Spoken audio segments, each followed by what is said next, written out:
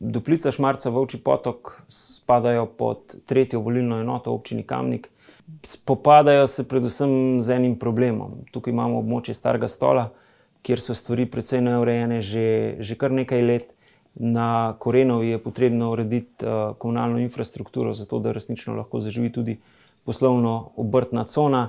Med blokovskimi naselji bo potrebno zagotoviti dodatna parkirna mesta, ki bi jih lahko rešili tudi s parkirno hišo, morda lahko z odkupom stare Remiceve vile, kamor bi lahko umestili tudi novi gasilski dom za prostovoljno gasilsko društvo Duplica. V Šmarci je trenutno najbolj pereč problem optika. Izgradnja hitrega internetnega omrežja je tukaj prioriteta, stvari se že odvijajo, nekaj infrastrukture je bilo že zgrajene skupaj z obnovo ceste. Pričakuje se pa, da bo v letu ali pa dveh, da bodo lahko vsi uporabniki že uporabljali hitri internet.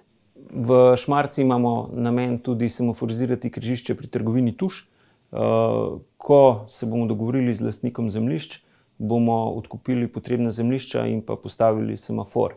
Poleg tega pa smo z Direkcijo Republike Slovenije za infrastrukturo so nas že obvestili iz direkcije, da imajo v naslednjem letu namen preplastiti celotno Korenovo cesto in s tem zagotoviti boljše vozne pogoje na delu, kjer se odvija močan tranzitni promet. Ob Kamniški Bistrici že vrsto let gradimo kolesarske in pa peš poti. Čaka nas manjši odsek še med Šmarco in pa Nožicami. Tukaj bo izgradnja potekala hkrati z izgradnjo protipoplavnega nasipa.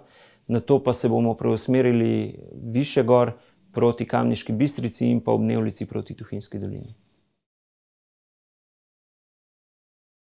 V marcu leta 2019 bo zaživela brezplačna izposoja električnih koles.